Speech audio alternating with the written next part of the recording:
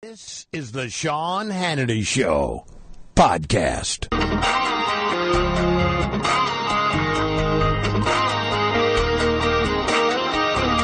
This is how we roll. We light it up with our hands up. This is how we roll.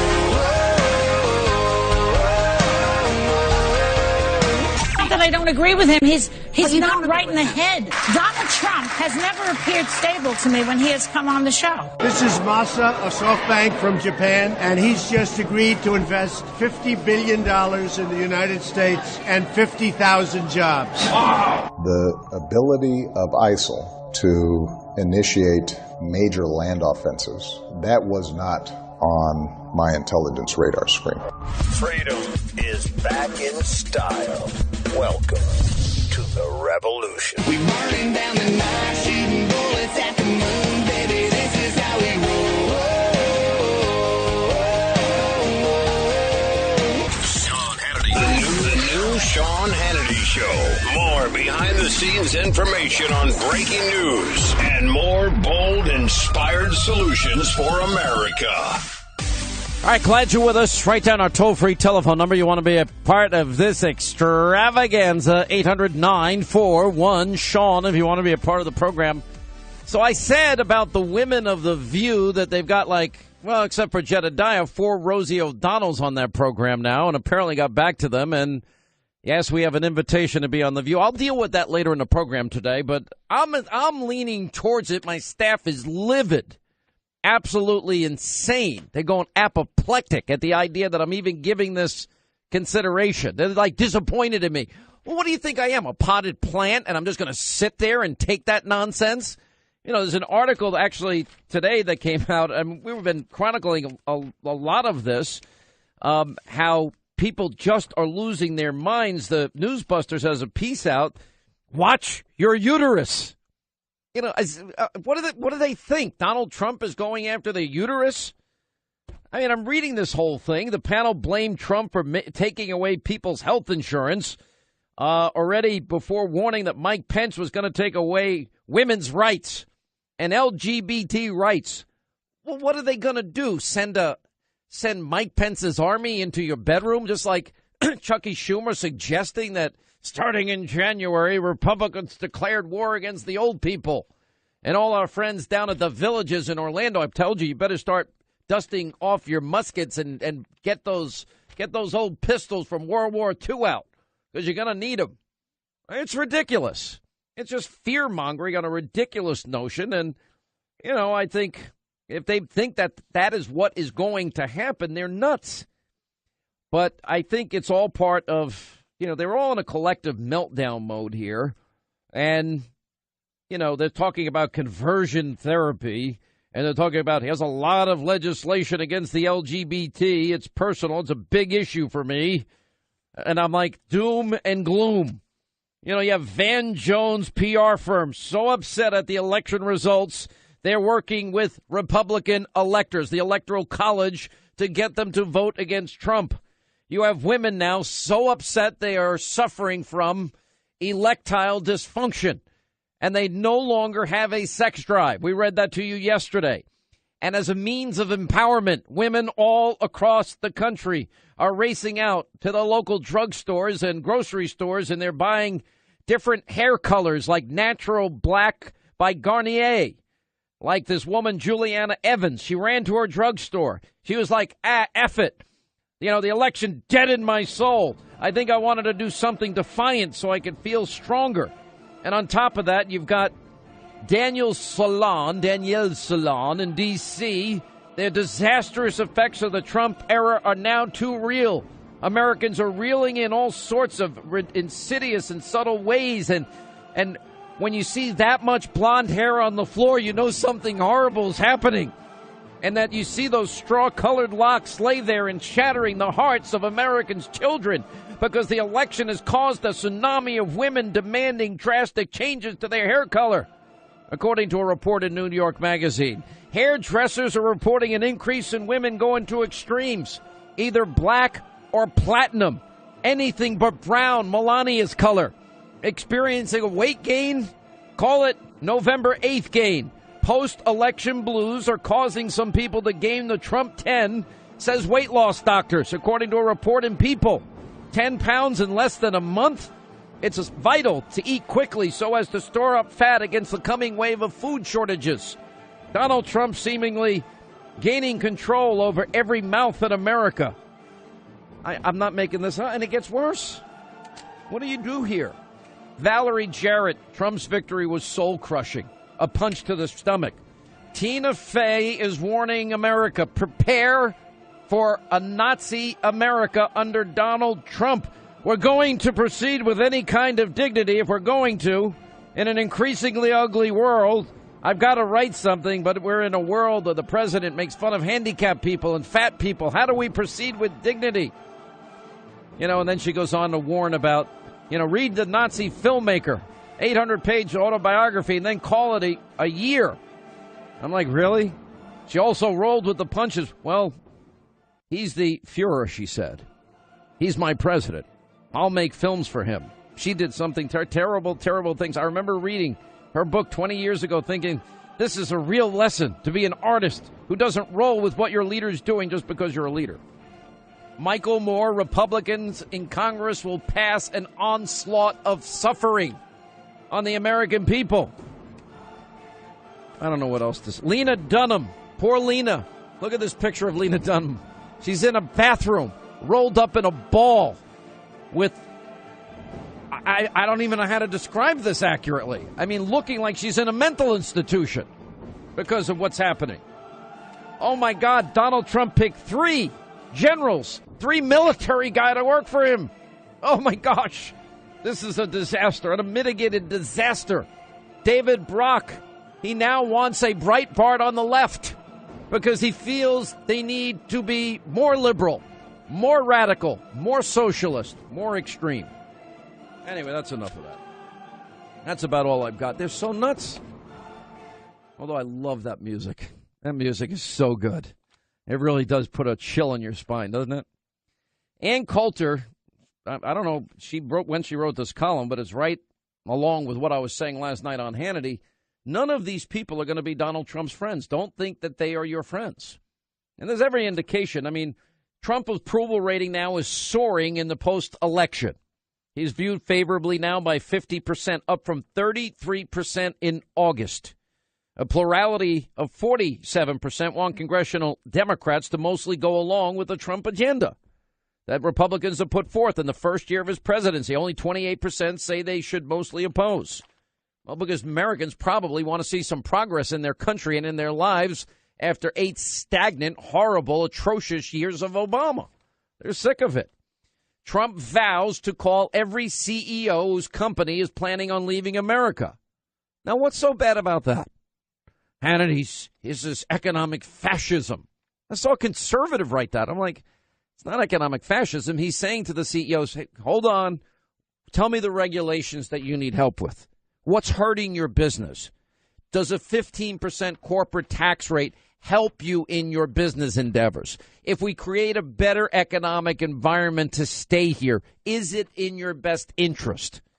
That's all that really is. So he's pledging to call CEOs. Well, it worked. Why not do it again? He's got a promise of $50 billion, 50,000 jobs, 1,100 carrier jobs. Why not call and explain what he plans to do for the economy and how he plans to roll back regulations, burdensome regulations by government, how he plans to create a corporate environment where, yeah, they can make a bigger profit. And, yeah, they don't have to build overseas. And, yeah, there are a lot of Americans out of work, and we want to put Americans back to work. What is so bad about any of that? But in some people's minds, it's too much. If you really want to see the left outrage, we have some pretty funny news on Donald Trump's pick to head the EPA.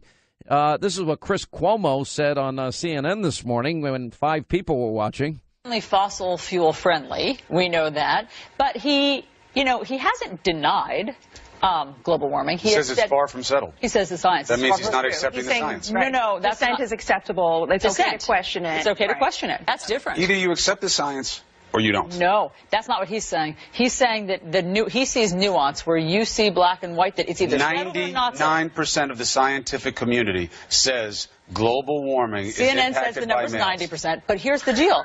Republicans, a lot of Republicans, and certainly something like 30% of voters, and they voted for Trump, agree with him. And they think that in terms of the predictions and the forecasts, this is where it comes in, that it's far from settled.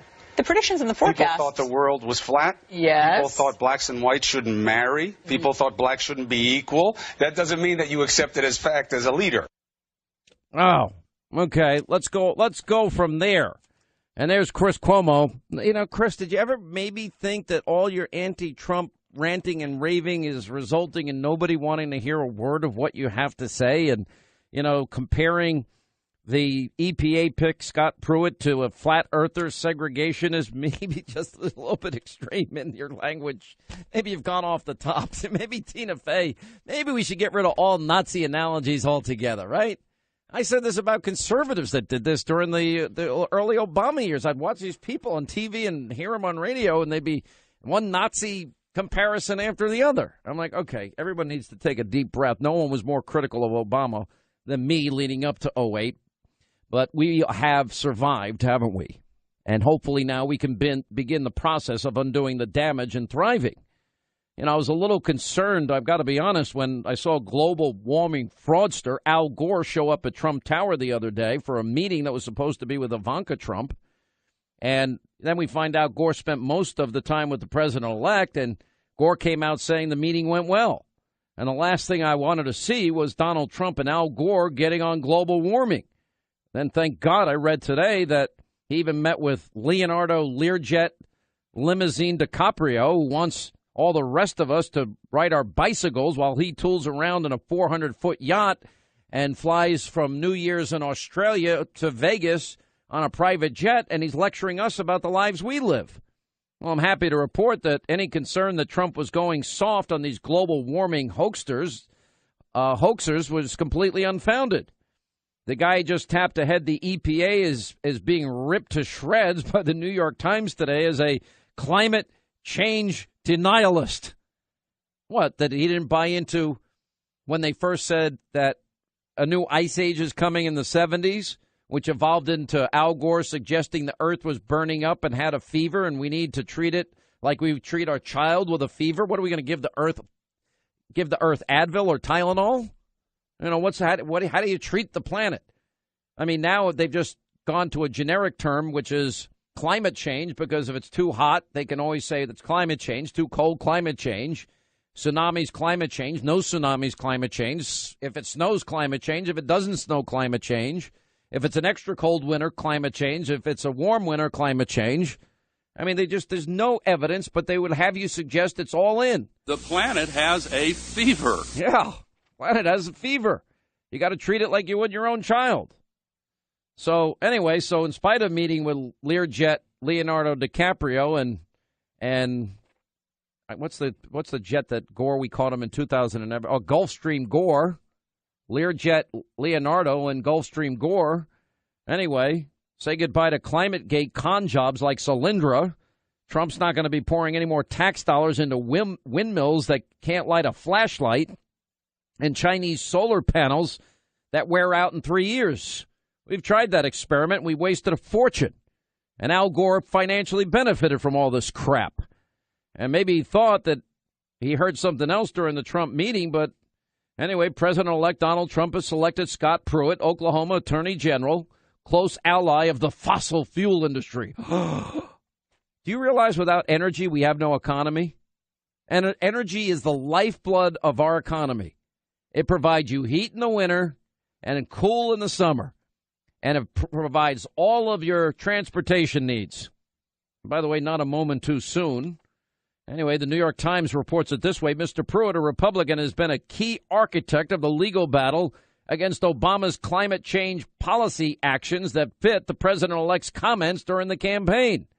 And Trump has criticized the established science of human-caused global warming as a hoax and vowed to cancel the Paris Accord, committing nearly every nation to taking action to fight climate change. By the way, you know what that means? That the U.S. pays all the money and all these other countries don't do a thing, and they burn more fossil fuels, pollute the environment more than the United States ever has dreamed of.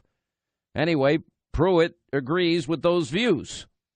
Anyway, he's a 48-year-old conservative activist, one of a group of Republican attorney generals who found an alliance with some of the nation's top energy producers to push back against the Obama regulatory nightmare agenda. Fossil fuel interests greeted Trump's election with elation. Thank God. That's smart. In spite of that, Michael Moore is urging Democrats to disrupt the Trump inauguration. We know you never want to miss the Sean Hannity Show. And now you never have to. Just sign up for Hannity Headlines. A bite-sized version of the show that you can take with you on your laptop, your mobile phone, everywhere you go. Even to your liberal in-laws' place in Vermont. Yeah. And after a few hours of that, you'll be glad you brought Sean along. To sign up today for Hannity Headlines, go to Hannity.com. Information download. Sean Hannity and the breaking news you might have missed today. It's Sean's Insider Information. Hannity is on right now. Donald Trump, just last week, he confirmed to the National Review that he is again considering a run in 2016. Do it. Do it. Look at me. Do it. I will personally write you a campaign check now on behalf of this country, which does not want you to be president, but which badly wants you to run.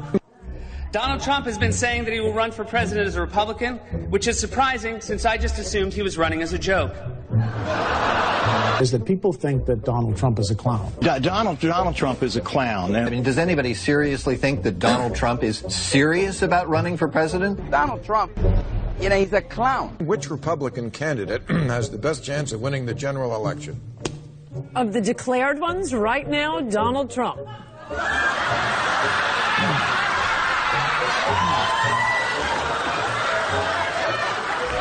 President Obama will go down as perhaps the worst president in the history of the United States! Exclamation point at real Donald Trump. Well, at real Donald Trump, at least I will go down as a president. Basically, this is the beginning of the end for Trump. The beginning of the end. Beginning of the end? This is probably starting of the beginning of the end for Donald Trump. Donald, you're not going to be able to insult your way to the presidency. The strongest person usually isn't the loudest one in the room. So right now we have Hillary's about a 75 or an 80% favorite. We have different versions of the forecast you can look at. Poll has Hillary Clinton up by double digits nationally, 12 points, 50 to 38, four-way race. Clinton leading in Florida, Clinton leading in North Carolina, Clinton leading in Ohio, Clinton leading in Nevada. I could go on and on and on. I continue to believe Mr. Trump will not be president. And so, right now, Mr. Trump, to answer your call for political honesty, I just want to say, you're not going to be president, all right? It's been fun. It's been great. I love you. But come on, buddy. We have a major projection right now. Donald Trump will take Ohio. That's CNN projects Donald Trump will carry the state of Florida. Huge win for Donald Trump. Donald Trump, we project, will win in Kentucky, in Indiana, with its 11 electoral votes. West Virginia, Tennessee, Mississippi, South Carolina, Alabama, North Dakota, with its 3 electoral votes, and South Dakota, Texas, Arkansas, Louisiana, the state of Montana, North Carolina, Georgia, Iowa, Utah, Wisconsin, Arizona, Kansas, with its 6 electoral votes, Nebraska with its 5 electoral votes, and Wyoming with its 3 electoral votes. Sorry to keep you waiting. Complicated business. A lot of people have laughed at me over the years. Now they're not laughing so much, I'll tell you. You know, that's my favorite of all times. Saw a lady last night, won't give you the circumstances of it, and she literally told me to F off. She goes, F off. Now, her husband actually said, congratulations. This is how it all got started. I said, yeah. He goes, congratulations. It was a great, victory for Donald Trump, and I know you were supporting him. And he said, congratulations. And I said, yeah, thank God. She goes, what? I said, thank God. She goes, F you. Woof. Where did that come from? So without missing a beat, you know what I said? Merry Christmas to you, too. And then that, you could just see just visceral, solar plexus anger coming, at smoke flying out of this woman's ears about the election. I'm like, really? Where did that come from? I'm such a nice guy. I want everybody to like me. I really do. I felt like making her some hot cocoa. I should have gotten her address and sent her some Play-Doh.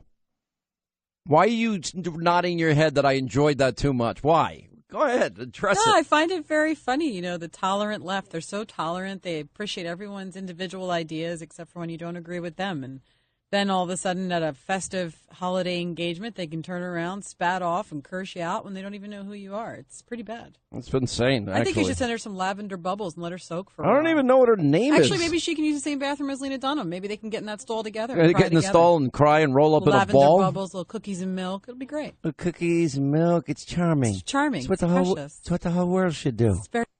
Remember that Michael Jackson, that interview with Martin Bashir? That was so creepy. I don't remember that, thank God. You really don't remember this?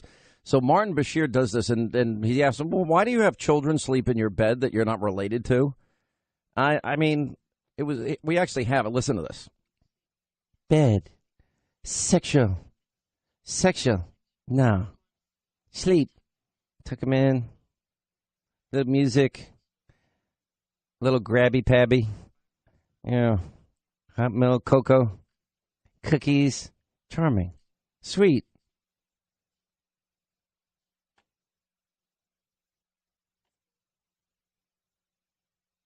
That creeps me out on such a level I can't even tell you.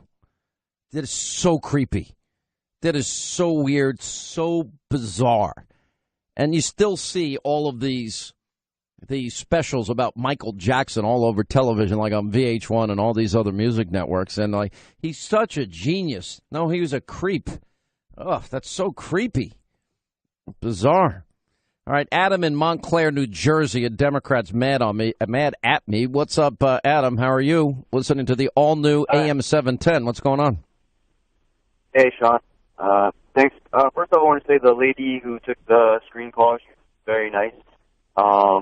She's doing a good job. And that's Lauren. That's Sunshine. By the way, I stole her dog. Treat is in here with me because Treat prefers to be in the studio with me during the show. Treaty, come here. Come here, Treaty. Good girl.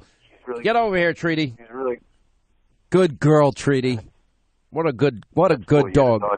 Yeah. All right, down, Treat. Down. No. Lauren gets mad. You're going to fail your test, Treat. She's trying to train him to be a service dog, and Treat's not going to make it. Well, she's doing a great job, and I appreciate you giving me a chance to speak to you, even though I expressed that I'm independent. And basically, I just wanted to, it frustrates me, for somebody who says you love the country so much, and it's all about the country, like, how you were so hard on Obama, you're so hard on him, and it almost seems like Trump can do no wrong. And I just want to say one thing real quick. Well, let's go over this for a second. Okay, I warned. Say one thing really quickly. Go ahead. And I'll let you talk, and you can cut me off. All right. I'm not trying to cut you off. No, I know, but I appreciate it. I know. All I want to say is yesterday I was watching your show, and you said that I cannot see one piece of evidence where Obama in 8 years, any statistic that he helped the economy. Okay, give me one. Give me one that works. Okay, let me just go down the list. Okay, ready? Go. The guy came in, obviously, ridiculous financial situation in the country. All right, now, losing a lot of jobs. Adam, stop. Adam, stop for a second. Adam, hang on. I'm going to tell you how we're going to play this game. You give me a statistic where things are better instead of giving me this long lead up. We all know what the economic conditions are, but now he served 8 years as president. Give us the measurement by which you judge his economic policy as a success. Go. Okay. Stock market. Stock market was at 6,000. It went down 2,000 points when he first came in, and now it's at, we all know, record level. 19,000. That's Let me ask you a tremendous. question. Do you think the 50 million people that are on food stamps and the 50 million people that are in America that live in poverty and the 95 million Americans out of the labor force, do you think they give a flying rip about the stock market? Yes or no?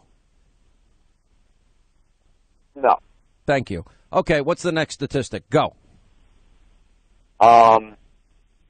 Unemployment rate.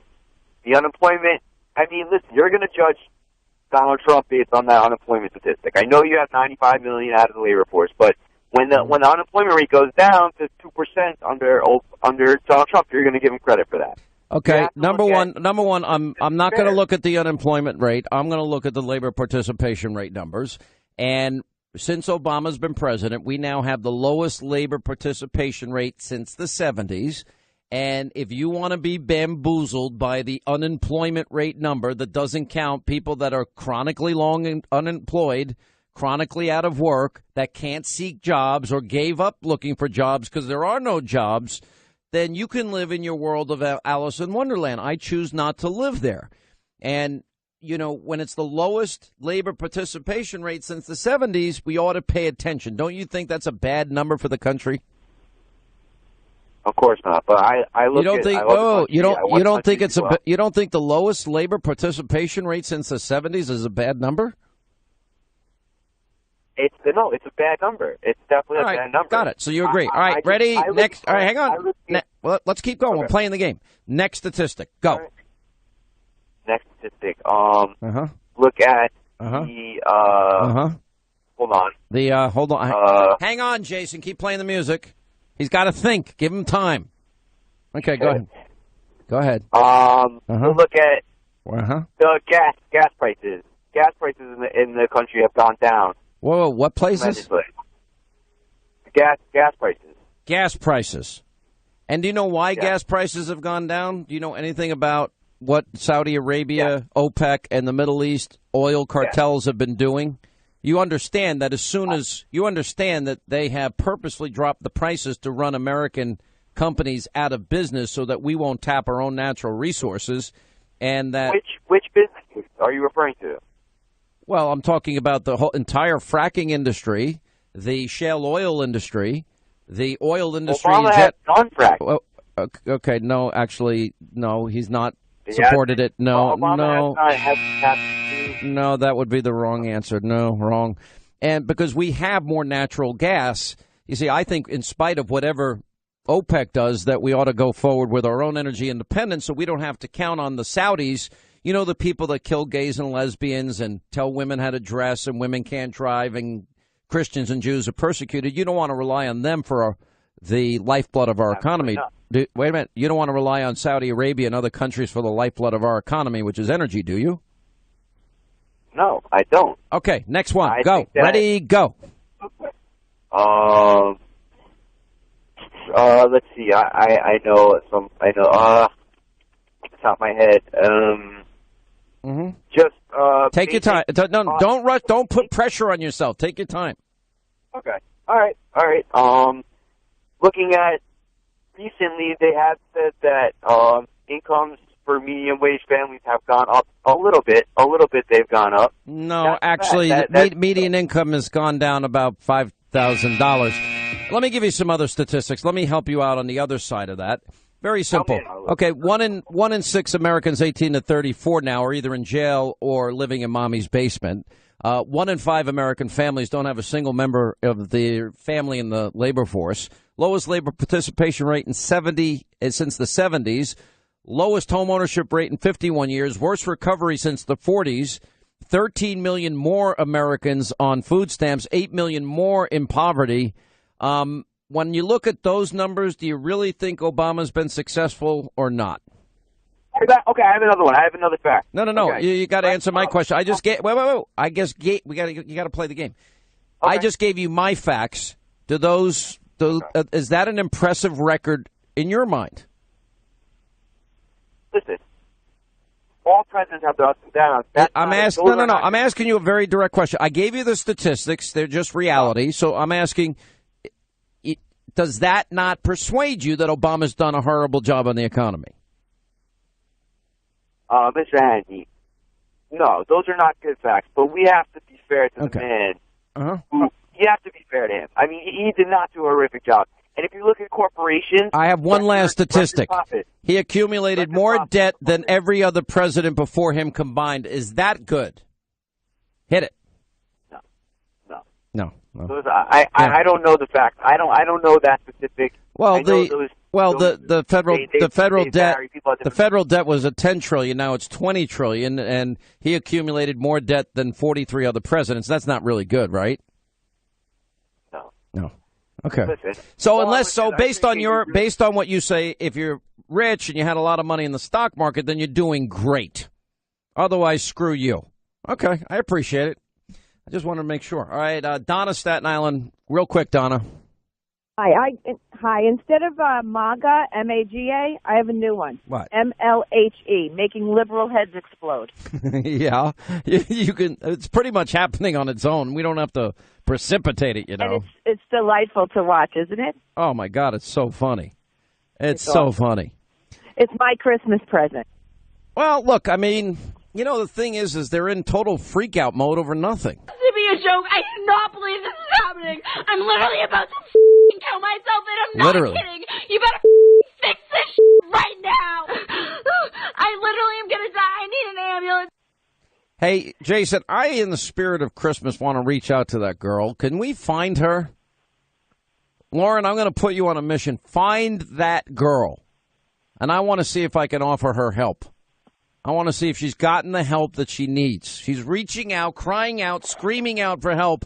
And I think it would be the nice Christmas spirit thing to do to help that young lady. Maybe I'll send her Sherry's Berries for Christmas. Anything that'll make her happy again.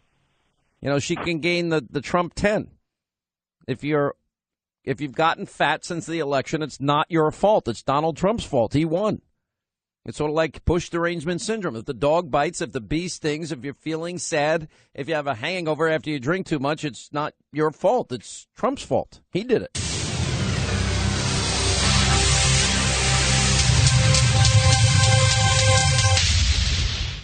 This is the Sean Hannity Show podcast.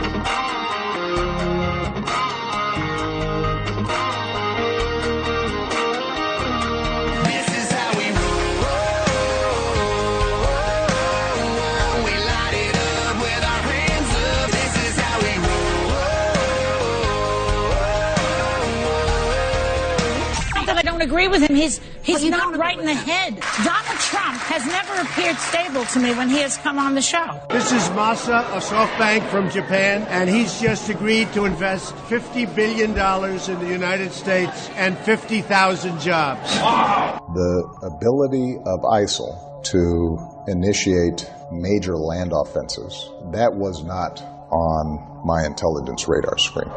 Freedom is back in style. Welcome to the revolution. We burning down the night, shooting bullets at the moon, baby. This is how we roll. Sean Hannity. The new Sean Hannity Show. More behind-the-scenes information on breaking news and more bold, inspired solutions for America. There's a profound argument about whether his influence was for the better or for the worse.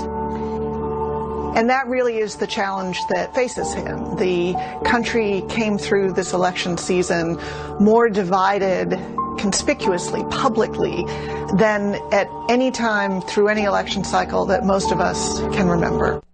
For those folks who've lost their job right now because a plant went down to Mexico, that isn't going to make you feel better. And so what we have to do is to make sure that folks are trained for the jobs that are coming in now, because some of those jobs of the past are just not going to come back. I'll be the greatest jobs president that God ever created. I'll take them back from China, from Japan, from Mexico, which is doing an incredible job. Their leaders are much smarter than our leaders. They're taking tremendous industry. How do you keep them? You keep them by... Because the labor's cheap, that's why they go. For one thing, you keep them by talking to them. When somebody says, like the person you just mentioned, who I'm not going to advertise for, that he's going to bring all these jobs back, Well, how exactly are you going to do that? What are you going to do? I will tell you that United Technologies and Carrier stepped it up, and now they're keeping actually the numbers over 1,100 people, which is so great.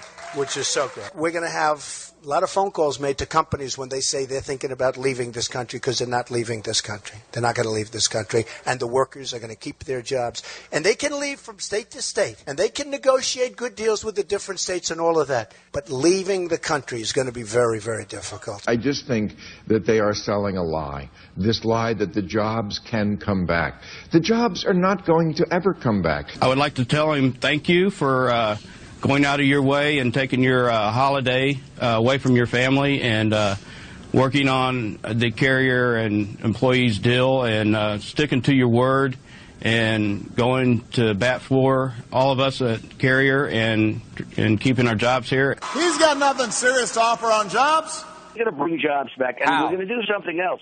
We're going to keep jobs in this country. We're not going to have Carrier air conditioning think they're going to move to Mexico, make air conditioners, send them back here, lose all these jobs, pay no tax when they send, and hurt our country. So that's not going to happen. So we're going to do that.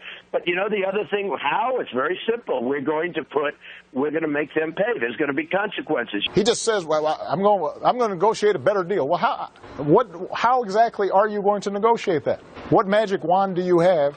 And usually the answer is, he doesn't have an answer. This is Masa of SoftBank from Japan, and he's just agreed to invest $50 billion in the United States and 50,000 jobs. And he's one of the great men of industry, so I just want to thank you very much. Thank you very much. The only people, by the way, that can't seem to applaud $50 billion and 50,000 jobs and 1,100 Carrier jobs are either the never-Trumpers or the Democrats. Now, you might say, Hannity, they've incentivized. This happens every day by every governor in every state. And if you look at the case that we highlighted this week of Joe Max Higgins, the guy from the Golden Triangle, who is in Mississippi, and he brought a tire plant to his state, and he brought an engine production company to his state, and he brought a steel mill to his state, and he brought a drone manufacturer to his state. You got to say that just is smart. And at the end of the day, after they took a little risk, not a lot. I mean, yeah, sewers are expensive, and it's expensive to build roads, but it's not that expensive. And they did it inexpensively because they had to, because they didn't have the extra money to throw around because so many people in the Golden Triangle were unemployed. But they built it. They built the roads. They built the sewers. And in particular, they built the extra power grid that actually made the deal possible with the steel company that now has created about 1,300 jobs in the Golden Triangle. And they decided to build there because there was that partnership. Is that a certain investment? That, to me, is the best use of government money. Now, they're now getting $1 million in tax revenue that they never saw before. They only projected that they get $250,000 a year in a best-case scenario. And so they've got all of their investment back, and they're making more money than they ever dreamed of, which means that he's going to fly around Joe Max in his helicopter a little bit more and see what other industries he can invite to the Golden Triangle. And personally, if we're going to spend $1 trillion on infrastructure, I'd love Joe Max to run it. Former Speaker of the House, Newt Gingrich, is with us. His best-selling book, of course, is called Treason. This Saturday at 2 p.m., he's going to be at Mount Vernon signing books. And I got to give you a lot of credit. I keep hearing your crowds are massive at every one of these book signings. Congratulations. Well, they've been amazing. Of course, Calista and I both look forward to going to Mount Vernon, and she'll have Ellis the elephant there for young people to get pictures with. So it'll be a really exciting time. And frankly, a lot of them are fans of yours. A remarkable number walk up to me and talk about how much they like the two of us talking on radio or being on TV together. And we were just at the Basilica because today's a holy day of obligation. And yes, the number of people who walked up to me who were totally positive, totally engaged, and say, oh, I watch you on Fox all the time. It's really interesting. Well, you know, look, I'm going to be honest. I don't book a lot of people as regularly as I book you. And one of the reasons that, number one, our friendship. I mean, I think that plays a good part in the chemistry that we have both on radio and TV. Even when you make fun of me, I take it. It's fine. But in all seriousness, it's kind of what the feedback I'm getting is that people are interested in our day-to-day analysis of all the events that are happening. And, you know, I think the first 100 days are going to be phenomenal and fascinating. Starting on day one, I'm assuming that Donald Trump is probably going to spend a lot of time in the Oval Office rescinding executive orders, and that's going to make me really happy. I would argue 60-70% of Obama's work the last 8 years can be, you know, turned around with the stroke of a pen. Yeah, I think the very way that Obama governed guaranteed instability because he never worked with the Congress. He didn't get, you know, with the exception of one or two big things like Obamacare, he just didn't get the things in law that you need in law if, in fact, you're going to have the kind of stability and permanence that you ought to have. And that's because he was trying to move an extraordinarily radical agenda. And by the way, then when Obamacare is overturned, then the only legacy he will have is accumulating more debt than 43 other presidents before him combined, and the 100 judges that were approved since he's been president, which will have an impact. That will have an impact, but I think we'll gradually undo a lot of that and replace, you know, I mean, I think the Trump imprint on the Supreme Court is going to be decisive. But just as we warned that Hillary would be shaping the court for 40 years or more, I think we can now be excited by the opportunity for President-elect Trump to shape the court for 40 years or more. And that will have a huge out-year impact on the whole nature of the judiciary. Mm-hmm. You know, one of the things, Harry, it's very funny to watch President Obama. Now Obama's announced that he's going to go on a sort of victory lap tour, just like Donald Trump. I think he's missing the spotlight already. And, you know, so he's going out there and he's giving speeches and people really aren't paying attention. And he's kind of old news. Harry Reid is doing pretty much the same thing. Harry Reid is even predicting that the 60-vote filibuster threshold for legislation in the Supreme Court nominees will ultimately disappear altogether. He's the one that changed the nuclear option himself. I'm just a little concerned that Mitch McConnell won't have the same courage to do to them what they did to us. Well, I think McConnell's job is to get things through the Senate. McConnell's a brilliant tactician. He understands the business as well as anybody. And my guess is he's going to deliver a lot of stuff for President Trump and for the country. You know, I think he can outmaneuver the Democrats, but I also think it's very healthy, back to your earlier point about Obama, it's very healthy to have to go out and get a handful of Democratic votes. And if we can't write bills that are popular enough that the pressure of some Democrats to vote with us, they've got 23 who are up for re-election in 2018. Now, we should be able to organize in those states and have enough grassroots pressure that we can routinely pick up the Democrats we need. And I think that's just got to be part of how we think through this whole strategy. It's healthier for the country to have bipartisan bills. It actually makes for better legislation. And it just requires we do some hard work down at the grassroots level explaining why what we're doing is important and why we need the help of the American people to get it done. You know, the opposition is growing louder. I mean, we've gone from aromatherapy, pet therapy, crayons, coloring books, and Play-Doh into, I think, a more angry stage. Over the weekend, you had anchors on CNN referring to Donald Trump as authoritarian, pretty much calling him a dictator without saying it. And then you had Chris Cuomo this morning comparing Trump's EPA pick to a flat earther and segregationist. Listen to this. Only fossil fuel friendly. We know that. But he hasn't denied global warming. He says it's far from settled. He says the science that is means far he's not accepting the science. No, that's dissent is acceptable. It's okay to question it. It's okay to question it. That's different. Either you accept the science or you don't. No, that's not what he's saying. He's saying that he sees nuance where you see black and white, that it's either settled or not settled. 99% of the scientific community says global warming is impacted by CNN says the number's males. 90%. But here's the deal. Republicans, a lot of Republicans, and certainly something like 30% of voters, and they voted for Trump, agree with him. And they think that in terms of the predictions and the forecasts, this is where it comes in, that it's far from settled. The predictions and the forecasts. People thought the world was flat. Yes. People thought blacks and whites shouldn't marry. People thought blacks shouldn't be equal. That doesn't mean that you accept it as fact as a leader. Now, I could argue here that what they're saying is insignificant, as that is the lowest rated morning show, barely showing up in Nielsen ratings. I could make that argument. But on the other hand, it is indicative of just how insanely bitter the left is now. Well, and I keep getting all sorts of reports about the bitterness of different shows on CNN, some of them are outrageous. But let me make a general point for our audience that people tend to forget. You don't do percentages of scientists. Science is about proven fact and unproven fact. Science changes when the facts change. At the turn of the last century, there were two guys. One of them was Albert Einstein and the other was Max Planck.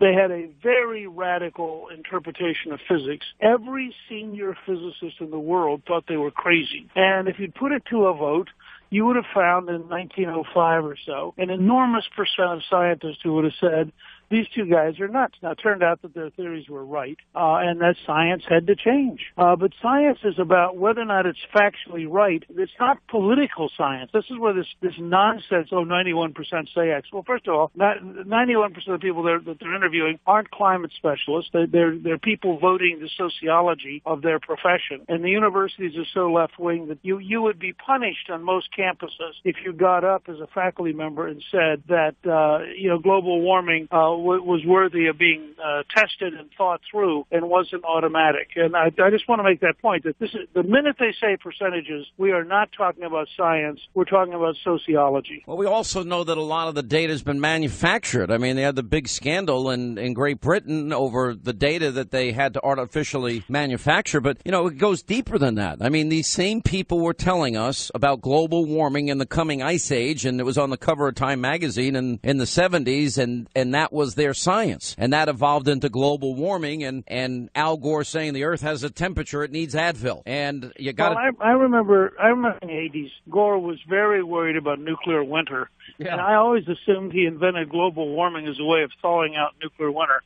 So there's sort of a balance in Gore's mind. But, you got to give him some good grades for creativity, because when global cooling didn't work and the ice age is coming and the Earth is going to burn apart, then they just came up with a generic term, which is climate change, so that if it's too hot or too cold, if it snows or doesn't and snow. the nice thing about Gore is that he invented the internet so all of us could communicate about his ideas. I mean, I would say that I think that it's perfectly reasonable to raise questions, and it's perfectly reasonable to want to look at data, and it makes you wonder why they're so scared on the left. Why does Cuomo have to be that frightened? Why is he afraid of an open discussion? Well, I mean, because in his mind, it's the equivalent of being a flat earther or a segregationist. You know what's so eerie, though? I mean, I guess politics in many ways never changes, and I just think back to when you first became speaker, and you and I have discussed this, the same unhinged, off-the-hook, reactionary, extremist response is happening. I mean, now we're being told women are not sleeping with their husbands or boyfriends because of what happened on Election Day. Now we're told that teachers are giving their students hot cocoa. Now we're told that women are dyeing their hair dramatically different colors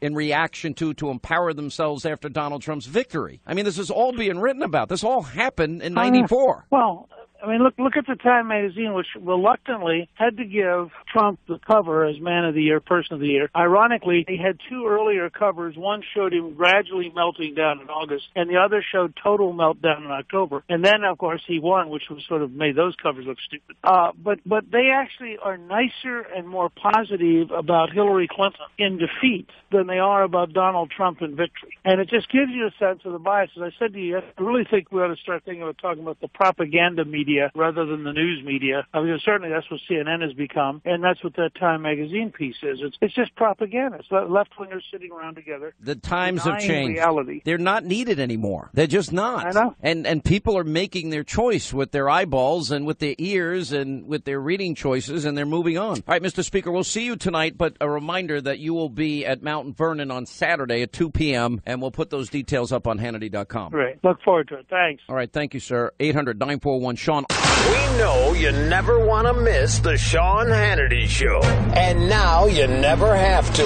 Just sign up for Hannity Headlines, a bite-sized version of the show that you can take with you on your laptop, your mobile phone, everywhere you go, even to your liberal in-laws' place in Vermont. Yeah. And after a few hours of that, you'll be glad you brought Sean along. To sign up today for Hannity Headlines, go to Hannity.com.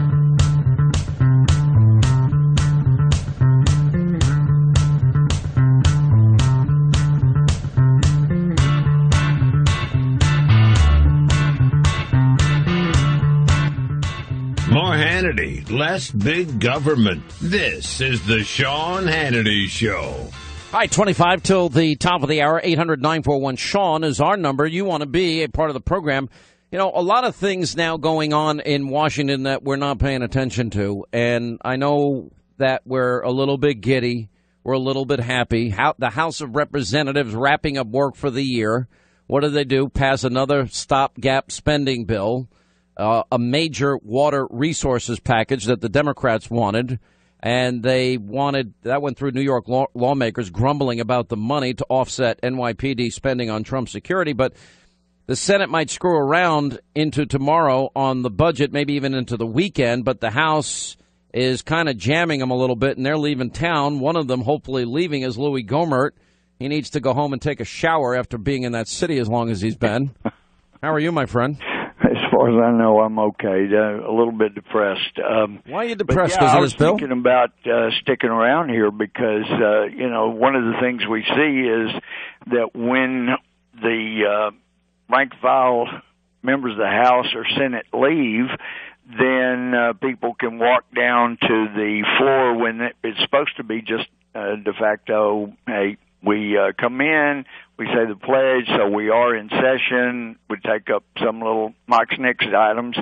But the trouble is, as happened earlier, when there wasn't just a couple people on the Senate floor, I was told, somebody came in and said, I'd ask unanimous consent that we pass this Missing Alzheimer's Disease Patient Alert Program without objection. And so there's no vote. It's just nobody there. And we've had that issue come up a number of times when John Boehner was Speaker. And so some of us would try to get here early and stay late to make sure that before we went out of session or when we first came in and most people weren't here because we were told, oh, don't worry about it, we won't vote until such and such time. Well, they would come up and say, I'd ask unanimous consent to pass this bill or pass that bill. And this Missing Alzheimer's Disease Patient Alert Program, it sounds like a good idea, and nobody knows better than some in my family what it feels like to not know where somebody you love is because of mental disability, brilliant person having issues of, in my mother's case, a brain tumor. And so it is good to listen, I had know where those folks are. But we just passed a bill this morning.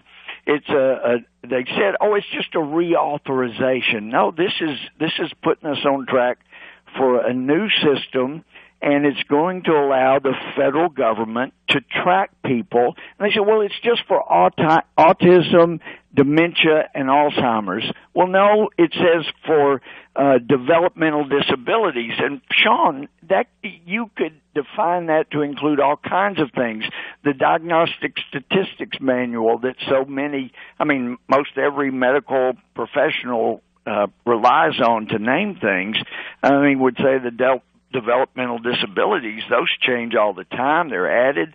And some say that if you have strong religious beliefs, there's some that argue that is a developmental disability. Let me stop you for a second here. This is H.R. 4919, which will reauthorize and expand an expired federal program. It's called the Missing Alzheimer's Disease Patient Alert Program. Now, you're right. I happen to know friends of mine whose either parents or grandparents have or have had Alzheimer's. And I know of instances where the people go out in their cars and they get lost. They don't know how to get home. They don't remember. Get home, right. All right. So, there are people who have wandered away and then have been found dead. It does happen. It's tragic, absolutely tragic.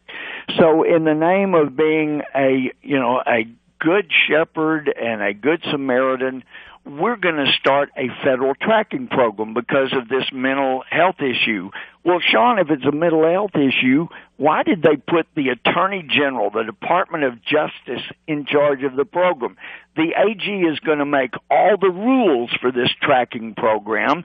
They're going to decide what is the best practice, what you have to do, and then we're going to provide money to different areas to help them create these tracking programs.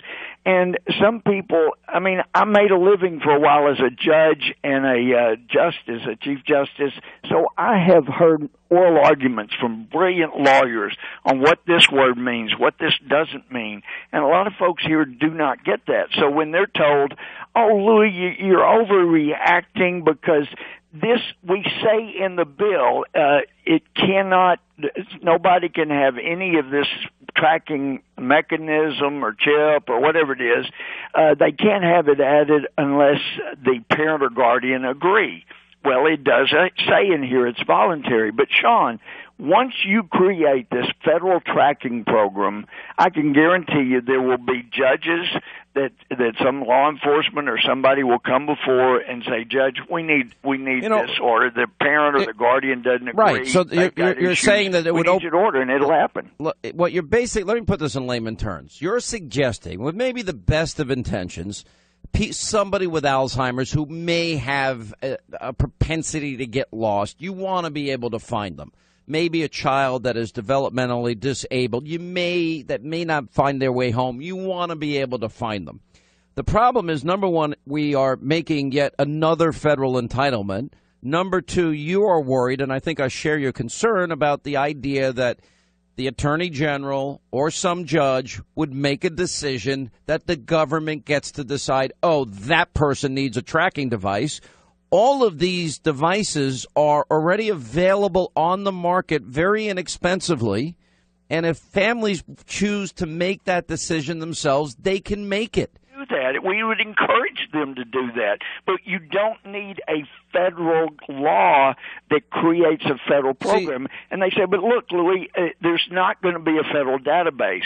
And then they point to language, and I see the language that says no money from this bill, from this grant program, may be used to maintain a federal database. Well, it can be used from any other Department of Justice program. And not only that, they are going to be able to have the database with state and local law enforcement. Of course, they'd share that with the feds. But then I get back to my office, I'm depressed because we had over 160 Republicans, well-meaning. They just, oh, it feels good. Let's help somebody that's sick by creating an Orwellian tracking program. And my office hands me this article from Yahoo News. Japan has just created a barcode tag for their people with Alzheimer's or others that they want to track. But all you have to have is a change in majority, and you'll be adding different people to this tracking program. Before long you'll hear, well, all right, let me move on for a second. I think we got this, and I agree wholeheartedly with you. And it's part of my frustration with the Republican Party. It really is. So Donald Trump is now the president, and he got tepid support at best from leadership, if you even want to call it, any type of support. I was very disappointed. Yep. So your fellow Texas Congressman Flores actually made a comment speaking on behalf of Paul Ryan that, well, why don't we just do the things that we agree with Donald Trump on, like let's do the economic plan, and let's do build the wall, maybe. Yeah. And let's put the more contentious things, the areas where we don't agree, let's put those on the back burner so that maybe we'll do those later. Now, why do I suspect that the Republican establishment is setting Donald Trump up for failure, especially on some of the more controversial parts of his agenda, like the extreme vetting of refugees or deporting criminal aliens or actually building the wall in its entirety or sending education back to the states? I think most of the energy independence issues he'll be able to deal with through executive orders. But, why do they think this is their agenda when he won the victory his agenda. You say, why am I suspicious? Well, the reason you're suspicious is because we've seen that over and over. And I would go back to 2005 and 2006, my very first term, when Bush said, we have got to reform Social Security or it's going broke. It won't be there for the next generation. And you had Speaker Hastert and you had Majority Leader Frist. They said, yeah, we're going to do that. And also, we're going to throw out the tax code. We're going to massively reform tax laws. We're going to make it simple. And then a year later, they said, you know what? We just can't get the votes for you, George W. Sorry about that. We did the best we could.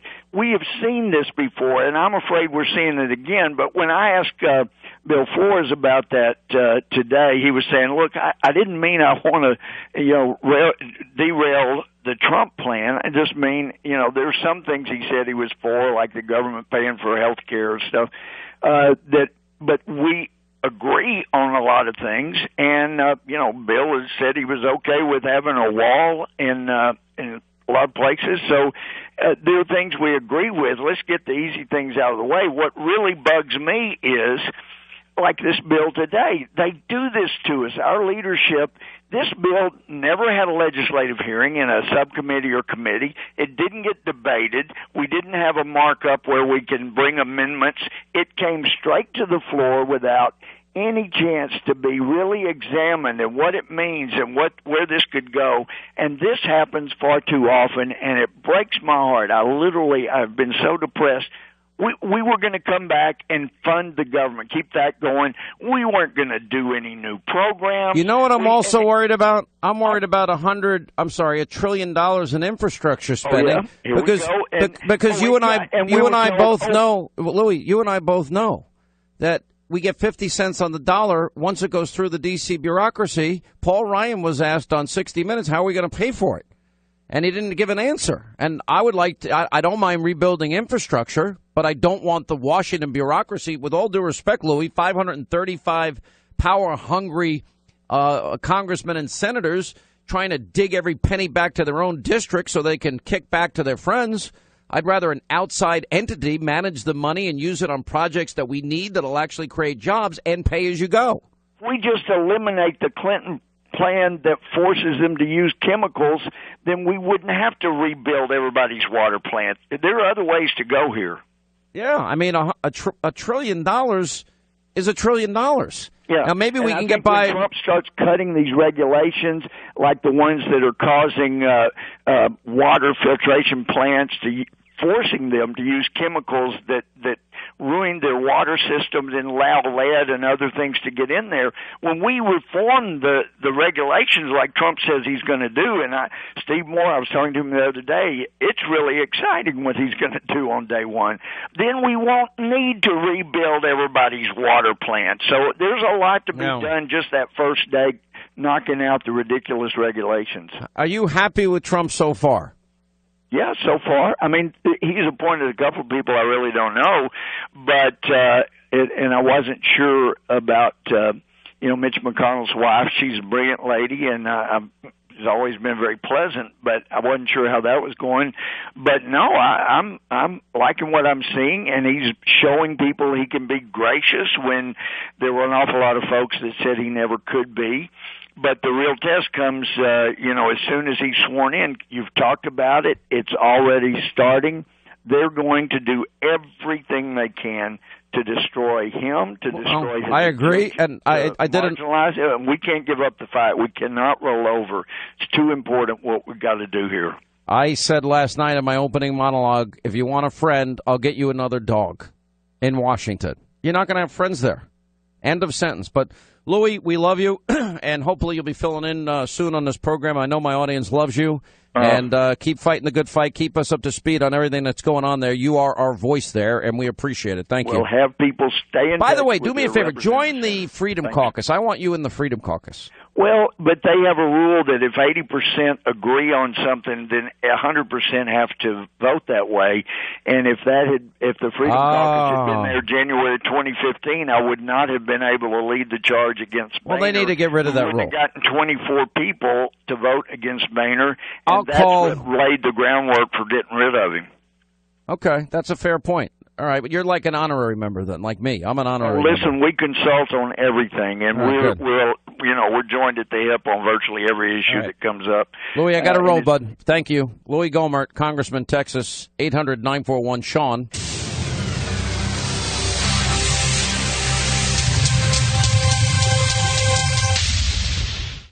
This is the Sean Hannity Show podcast.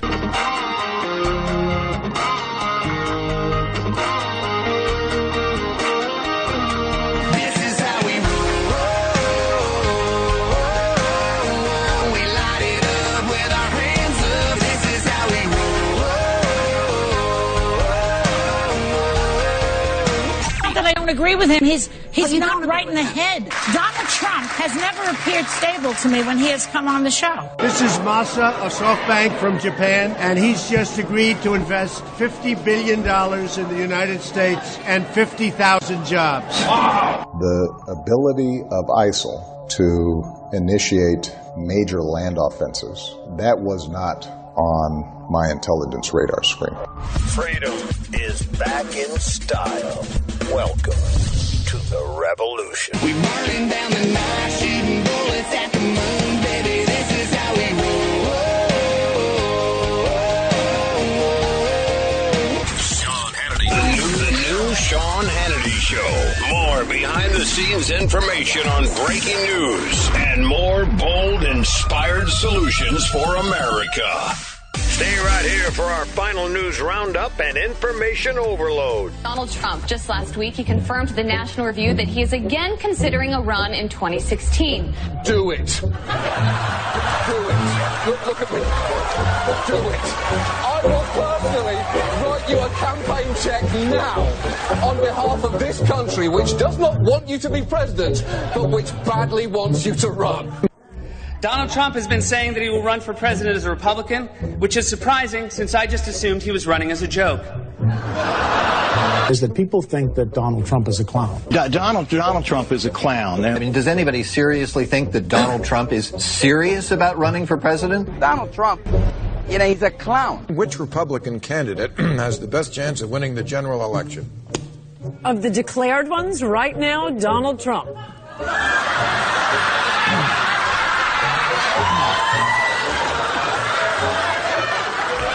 President Obama will go down as perhaps the worst president in the history of the United States! Exclamation point at real Donald Trump. Well, at real Donald Trump, at least I will go down as a president.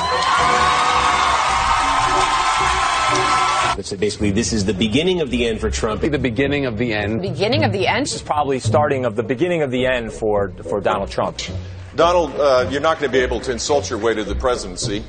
The strongest person usually isn't the loudest one in the room. So right now we have Hillary's about a 75 or an 80% favorite. We have different versions of the forecast you can look at. The poll has Hillary Clinton up by double digits nationally, 12 points, 50-38, a four-way race. Clinton leading in Florida, Clinton leading in North Carolina, Clinton leading in Ohio, Clinton leading in Nevada. I could go on and on and on. I continue to believe Mr. Trump will not be president. And so, right now, Mr. Trump, to answer your call for political honesty, I just want to say, you're not going to be president, all right? It's been fun. It's been great. I love you. But come on, buddy. We have a major projection right now. Donald Trump will take Ohio. And CNN projects Donald Trump will carry the state of Florida.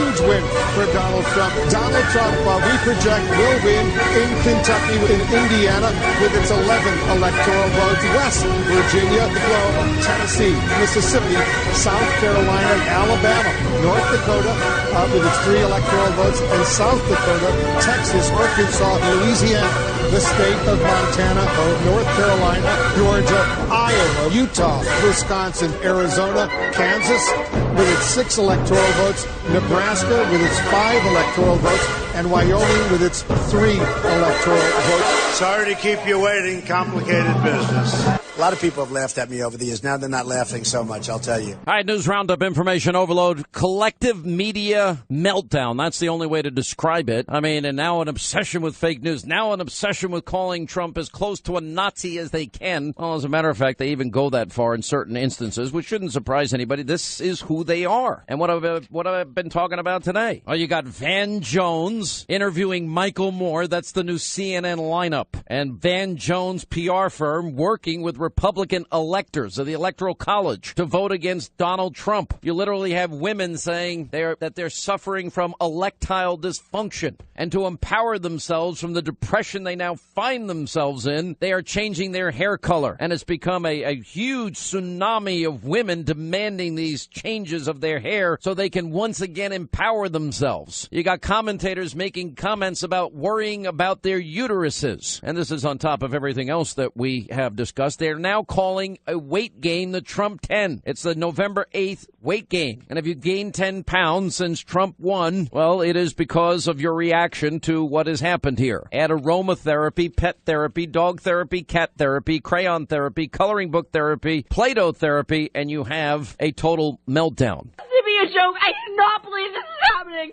I'm literally about to kill myself, and I'm not kidding. You better fix this right now. I literally am gonna die. I need an ambulance. I need an ambulance. That was a Bernie supporter. And then, of course, we come such a long way from 2008, where we were going to have our mortgages paid for free. We were going to have free gasoline. Just go up to the gas station and say, I'm on the Obama plan. I did something for him. I voted for him. I never thought this day would ever happen. I won't have to worry about putting gas in my car. I won't have to worry about paying my mortgage.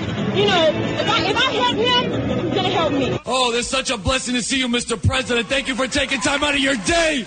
Oh, gracious God, thank you so much. You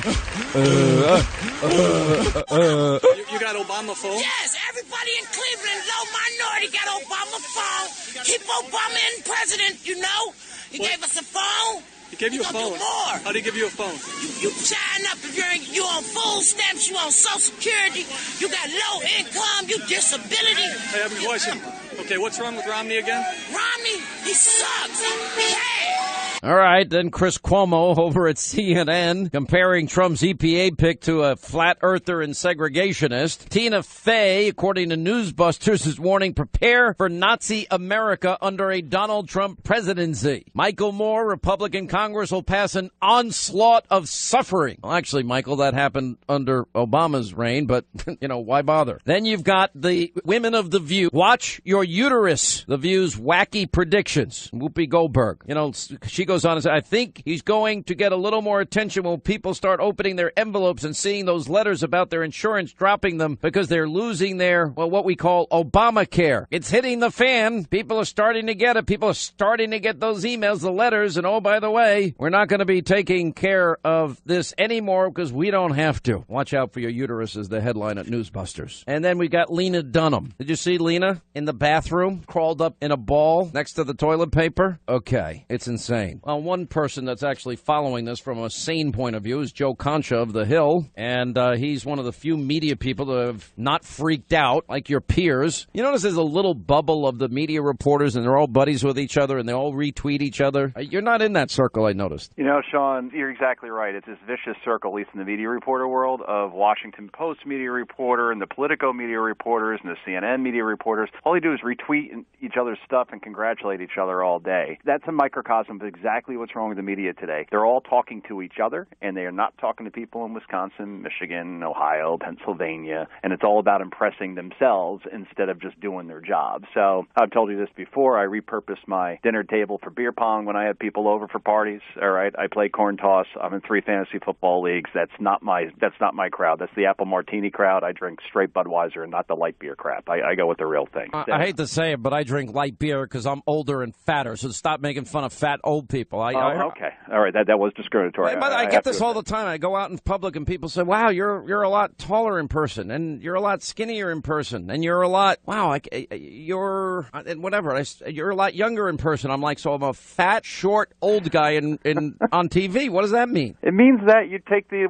judo, and you could literally kill somebody. I don't do judo. I do mixed martial arts. Why does everyone say karate and judo? I don't know the difference, to be quite honest with you. What is the difference? There's it's an eclectic blend of different arts. Basically, how to win a fight in 30 seconds, stay in shape in the meantime, and break things. That's pretty much my martial arts study. I watched all 3 Karate Kids. That's the extent of my... Is that the extent of yours? Yeah. If you ever get in a room full of these other media people like Eric Wimple and what's the other, the pipsqueak, the wannabe Oberman over there at CNN and the rest of them. I met Oliver Darcy last night. Did you really? I did. Were you downtown clubbing? Where do you see Oliver Darcy? No, I had to go to a Christmas party for my boss. I went to the Christmas party for my boss, and it was literally like the next block over, so I stopped by. Dan Abrams couldn't have been more gracious. I actually had a very good time, but I think people saw me walk in. They said, oh, there he is. Oh, my gosh. There's a real conservative that walked in. A lot of your journalist friends were there, right? I got there later, though, so. Oh, good. So you were the sober one, and you got to yeah, tell pretty you what much. they really thought about you. But then I started mixing drinks. I can't help myself because my old bartending skills kicked back in.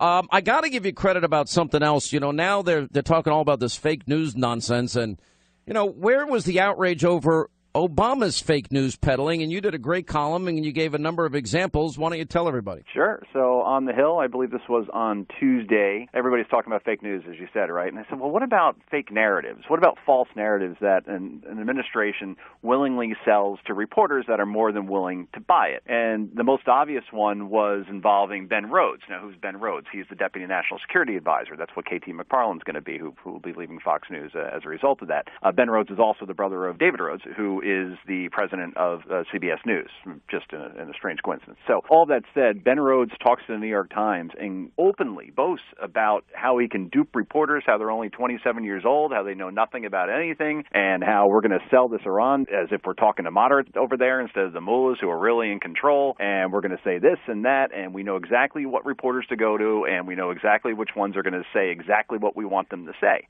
And you say, oh, come on, Joe, it doesn't really happen. Well, WikiLeaks proved that happened, right? I mean, we saw. By the way, are you and I like the only people in the media that paid any attention to WikiLeaks? Because it certainly seems a lot of the exposure of the media here was ignored by the media because it was all of them. Well, that's the thing, right? They'd be forced to cover what we talked about before, that little circle of friends that even if you don't work with them at your organization, well, I can't cover John Harwood advising the Clinton campaign. He's a friend of mine. I saw him at a party a couple of weeks ago. I don't work for CNBC, but I can't call him out. I'm friends with this guy. And that was the problem. That's why it didn't get a lot of coverage, because that would force you to call out your own colleagues in media. But again, if you keep yourself out of that bubble, then you could take any shots that you want. And they were fair shots. I mean, they were all on paper. It's not like I was making it up. I was literally just doing stories on emails and quoting people like Donna Brazile saying sometimes I get the questions in advance over at CNN. And she did it not once but twice. The thing, Sean, the first time after she was caught doing it, CNN didn't make any statement really saying she's no longer going to be allowed back in the network. It had to take the second time for it to happen. And by the way, the Jake Tapper and Wolf Blitzer, they can't write their own questions. They need to get the questions for Trump from the DNC. Yeah,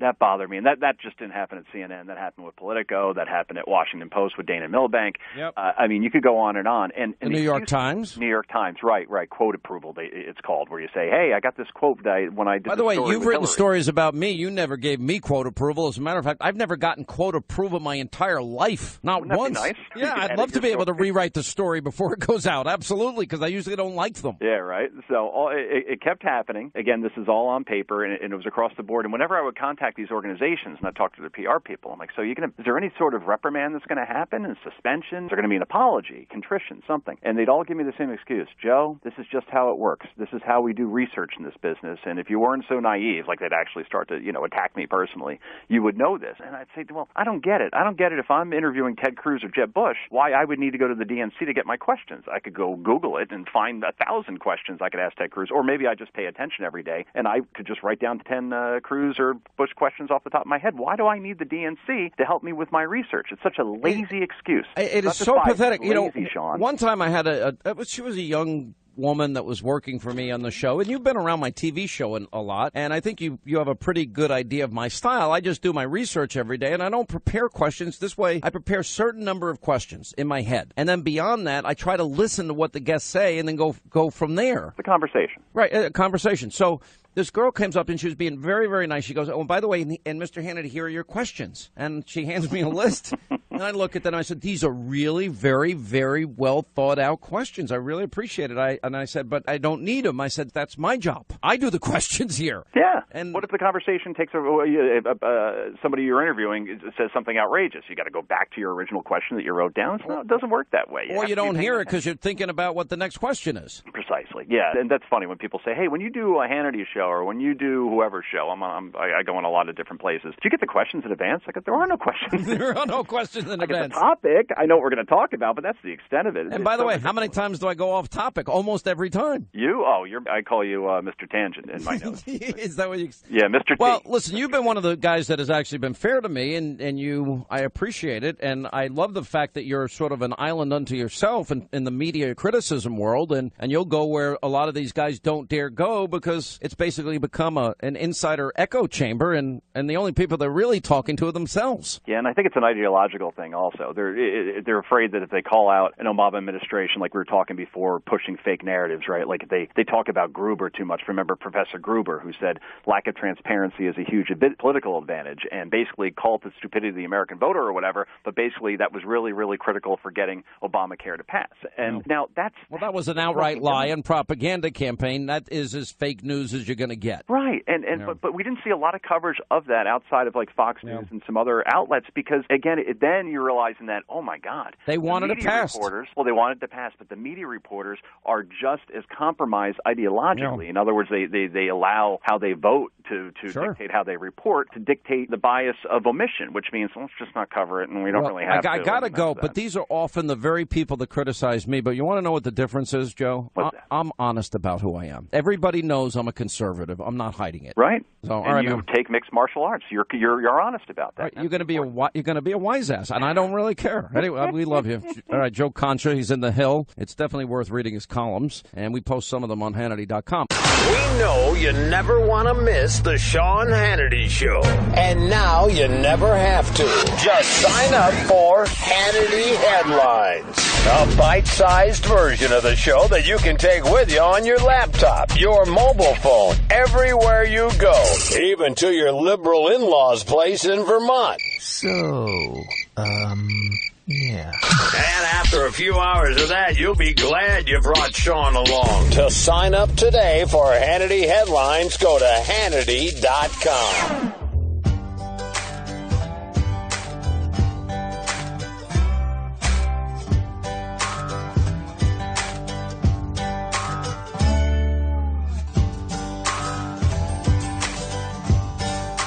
Let not your heart be troubled. Join Sean's Army on Twitter, where we get back to conservative values. All right, 25 till the top of the hour. As promised, we're going to hit the phones. Kate is in Houston, Texas. Kate, hi. How are you? Welcome to the program. Sean, I have to tell you, this is like my Hollywood experience. You know, some people love to meet Brad Pitt, but I'm telling you, you are my Hollywood experience. I love you. Well, okay. So can I just say one thing, though? I mean, I'll even admit, Brad Pitt's kind of like a good-looking guy. I don't fit into that category, but, you know, but I'll take it as a compliment. So you're saying you like my mind and my heart, and I appreciate it. Thank you. You're the full package, okay? You're the full thing. So, well, yesterday you were giving awards, right? Everybody in there is laughing right now. Stop laughing. Kate has said the nicest things to me, and you people laugh. Now, that's really... They know. They just I've always said that you're the full package boss. Yeah. Every time I come into work, I'm like, my boss has the full package. All right, are you done? I'm never done. Did you want more? It's Christmas bonus day, and I may Merry just... Christmas, you Mr. Package. Do I get a bonus for that? I mean, this is awesome. This is like the best call of my life. Can you please send Kate one we're of our going to Trump wrap pens? him up in a bow and take All right, a picture of him and send him over to you. No, we're going to send her a Trump pen, which has been the highest. Because That's really sexy. The highly coveted item of the year that I bought. Anyway, Kate, I'm sorry to interrupt you. No, this is so much fun. Okay, so I have a couple of awards. You were giving out awards, and you got your award yesterday, but I want to give out some awards today. Okay. That's okay. So the biggest loser, the absolute biggest loser of the year goes to the media because they completely exposed. Actually, I want to say you completely exposed who they were. You and a handful that we can count on one hand exposed how absolutely ridiculous and corruptible these people were. And I, as an American woman, a conservative Christian, 4 children, living as a transplant, I'm a Jersey girl transplanted into Houston, Texas, want to thank you from the bottom of our hearts because you helped this revolution happen. You got to receive that. All right. But they're the biggest loser. Can I tell you who I think the winner of the year is? Still going to tell you who I think, too. So go ahead. Okay. I actually think it's the American people. That they were able... I would agree with that. Because the American people, look, I tried to give the information about Obama in 07 and 08, and looking back now, there was no way I was going to win that because there was such a wave of hysteria. I don't have to pay gas in my car. I don't have to pay for my mortgage. If I help you, you'll help me. And, I mean, there was such hysteria. I couldn't break through the collective insanity that the nation was going through, you know, leading up to the Greek column speech in Denver. You were the only one that vetted him, though. You're the only one. I would like to say, and unfortunately I was right, you might remember this. I never thought this day would ever happen. I won't have to worry about putting gas in my car. I won't have to worry about paying my mortgage. You know, if I help him, he's going to help me. I guess when you go to the gas station 8 years ago, all you have to do is say, no, Obama sent me. It's just fill it up for free. Oh, there's such a blessing to see you, Mr. President. Thank you for taking time out of your day. Oh, gracious God, thank you so much.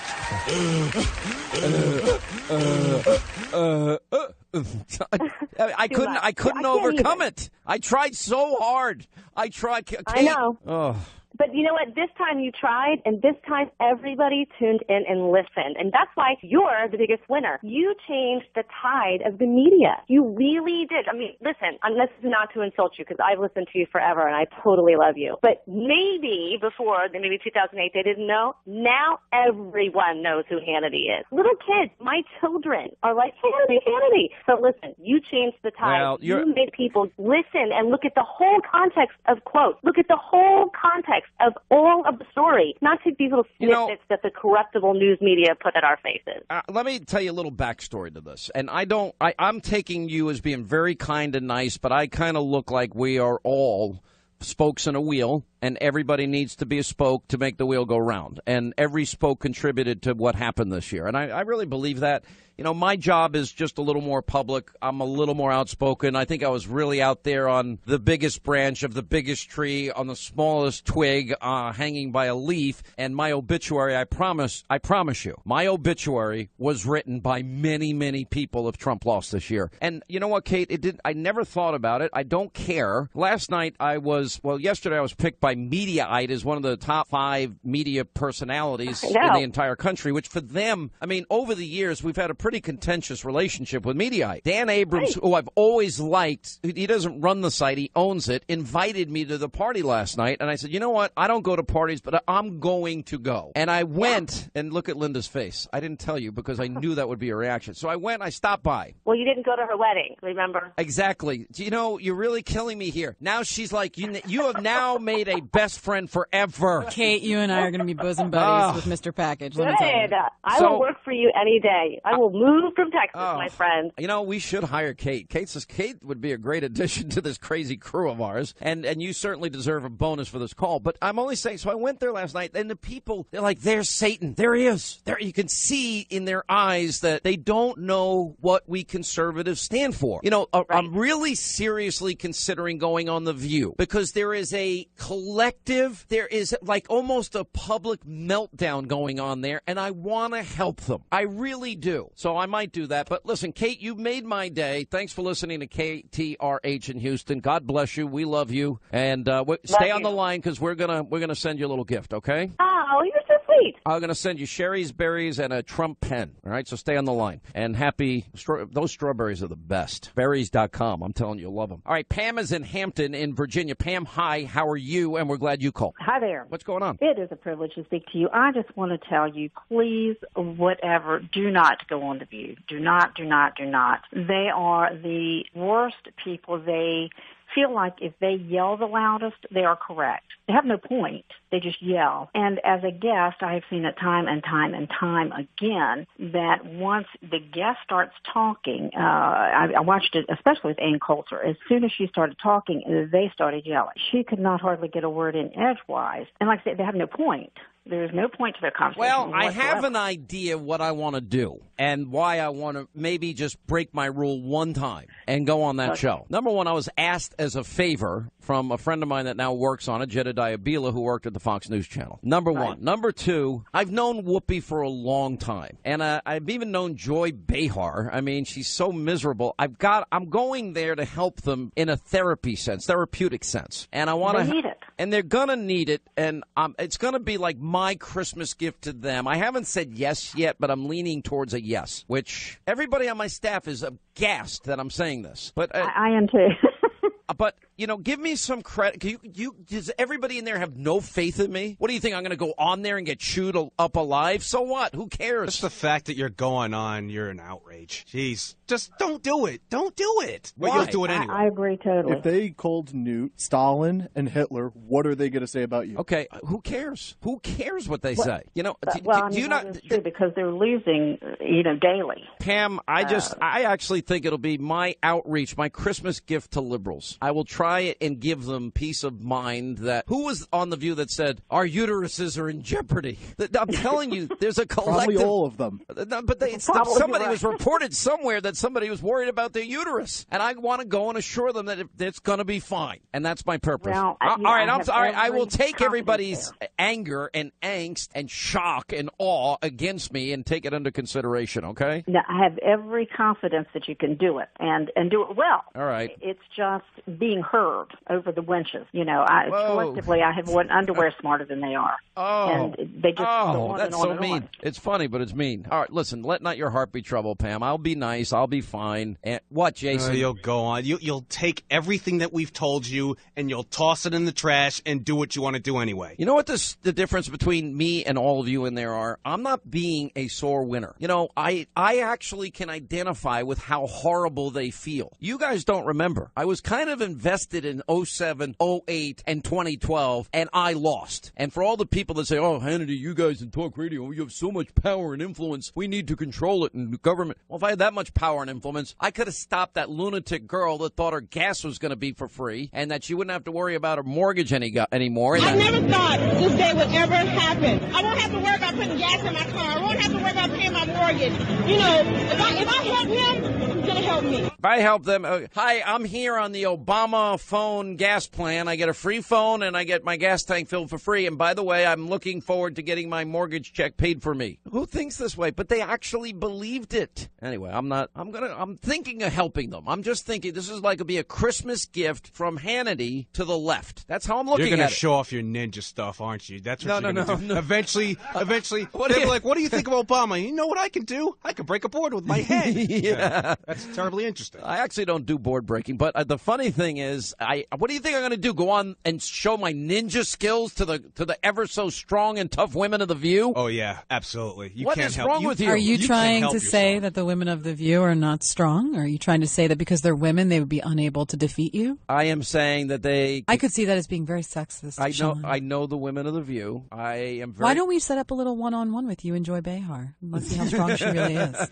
If you do that, I fully support this appearance. My father from a very young age... Now, my sisters, when I was really, really young, they were able to beat me up. And it wasn't that long thereafter. The youngest son became the strongest in the family. And then all of a sudden, where they never got in trouble for beating on me, as soon as I could take them on, if I went near my sisters with any type of retaliation, my father was there with the belt. Don't ever hit your sisters, ever! But these women are feminists. They believe that they are equal in every playing field and that they would probably welcome that challenge. Do you think I would ever raise a hand to a woman, ever? Never. It's never What if happening. you were contractually obligated because of your appearance? I'm not What if I drafted that contract today and sent it over to The View? Yeah. Well, look, even if people throw punches at me, if it's a woman throw them, I'm just going to block them. That's all. I'm not going to use any offensive measure whatsoever. It's just the way I was raised. And just like You're I was going to ask raised... Joy to hit you in the stomach, right, and see what happens? No, I'm not going to ask Joy Check to out hit my me in the core. stomach. My core is solid. Yeah.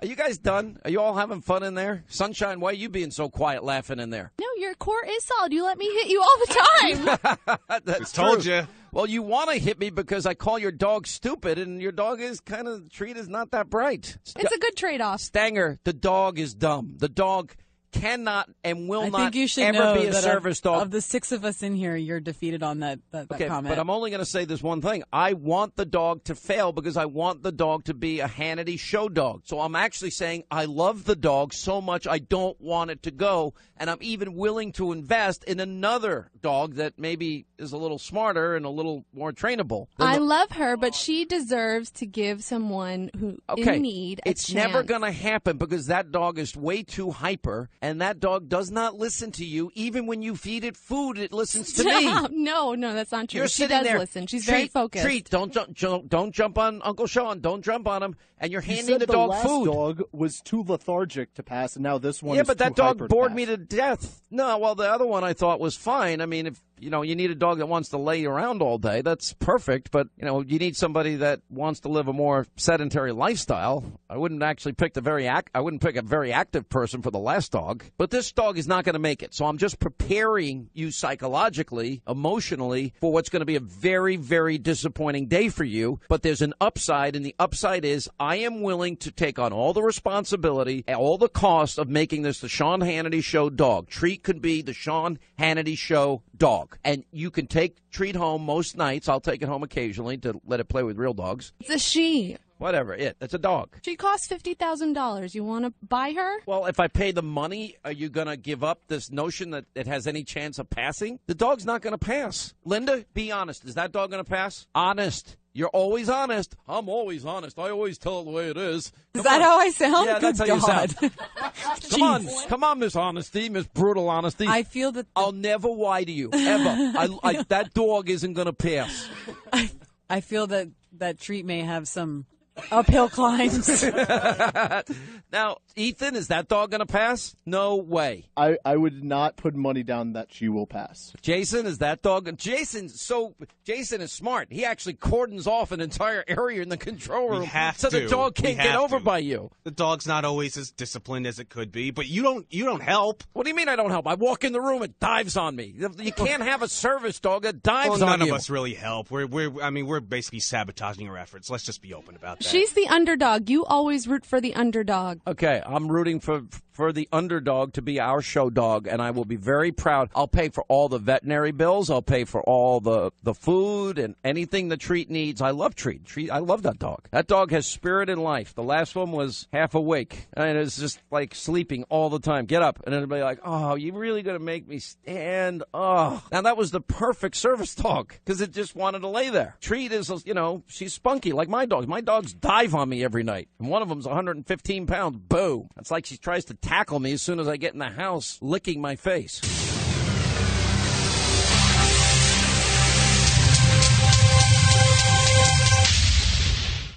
This